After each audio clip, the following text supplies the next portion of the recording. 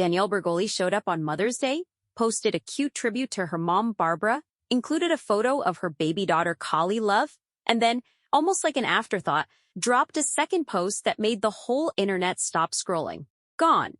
The long dark hair, the extensions, everything. In their place, a clean bleach-blonde buzz cut sitting right on top of all those neck and chest tattoos, brunette eyebrows kept exactly as they were, and an expression on her face like she'd been planning this for weeks and couldn't care less what you thought about it.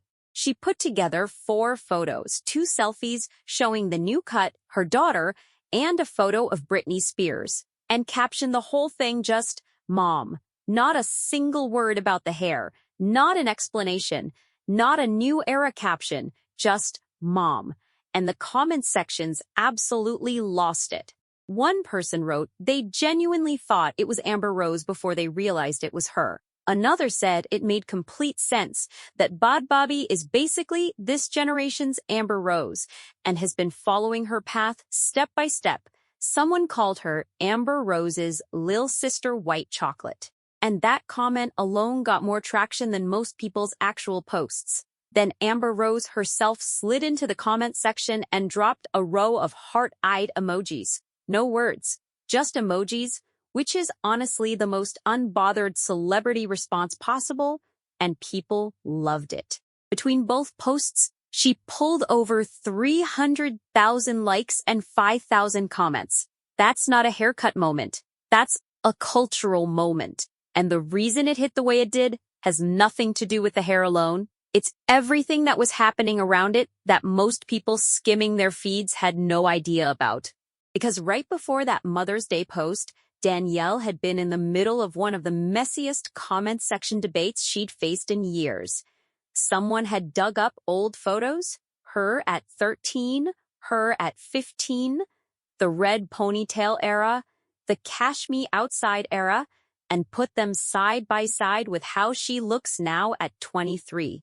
And the accusation written under basically every version of that post, "Y'all saying I look like fucking Tiny and Lil' Kim. Bitch, please.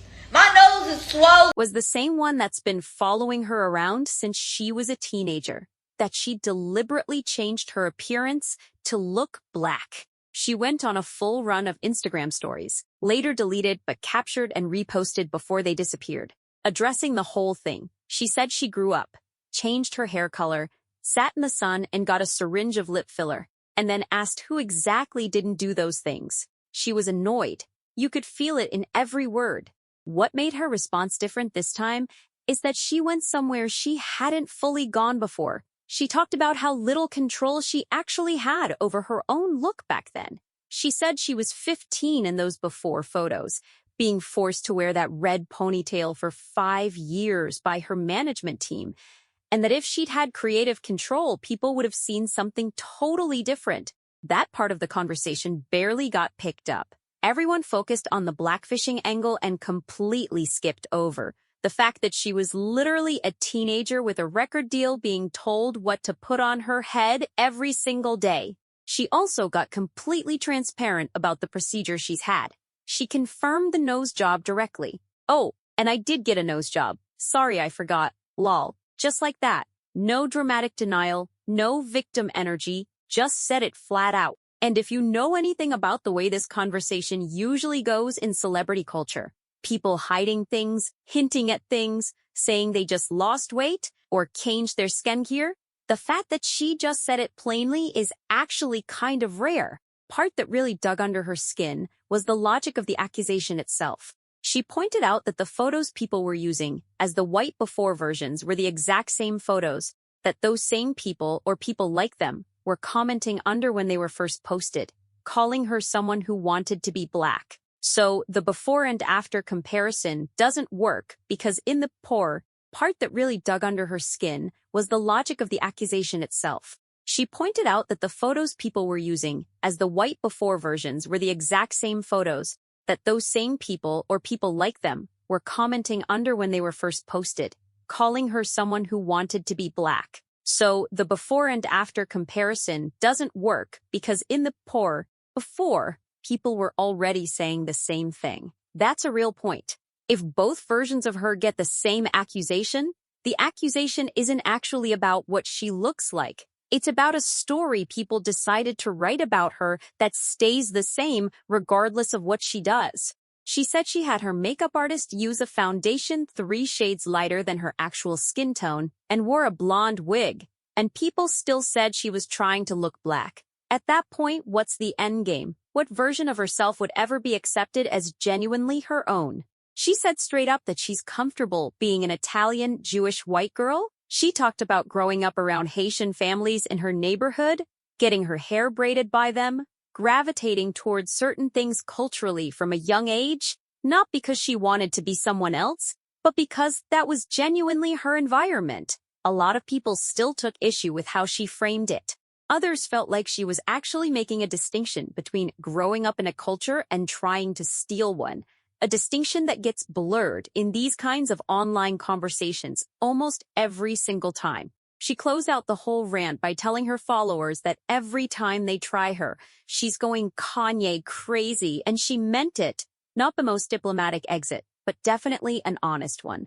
Now here's what makes all of this so much heavier than just a social media back and forth. The reason her hair is gone, the actual medical reason, is something a lot of the people mocking her appearance have been choosing to ignore completely. Bhad Bhabie has blood cancer. She first hinted at it in late 2024 when people noticed she'd lost a significant amount of weight, and she addressed it directly in her stories, telling people her cancer medication was causing the weight loss and asking them to stop running with the worst possible narratives about her body. A family source confirmed it around that same time. She wasn't looking for sympathy. She was correcting misinformation while actively going through something genuinely frightening. By January 2025, she confirmed it publicly herself, a form of blood cancer causing her white blood cell count to run abnormally high. She was clear about what it wasn't. Bhad Bhabie's body has changed again, and her cancer may be fake. She has repeatedly mentioned her cancer diagnosis on Not breast cancer, not lung cancer, and she was clear that it doesn't affect her physical strength, which is why she kept moving, kept posting, kept going on tour, kept recording, but kept moving while fighting cancer at 22 years old, 8 months after having a baby.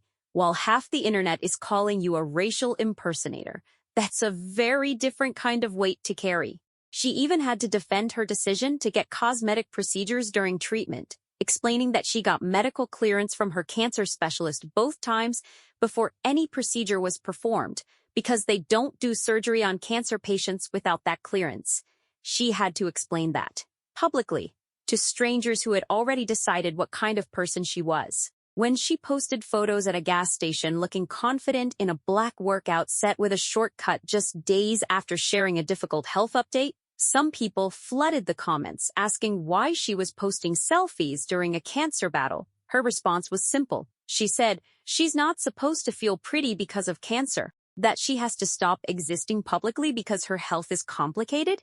The bar being set for her is genuinely something else.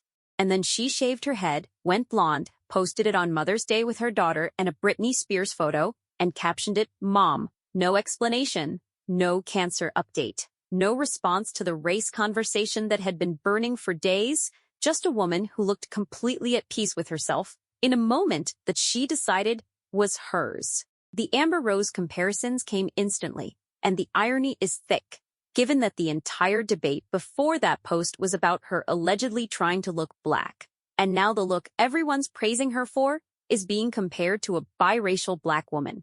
The cycle is almost poetic in how consistent it is. There is no version of Bhad Bhabie that avoids this conversation. The internet has made sure of that. But something shifted in how people were talking about her after that Mother's Day post.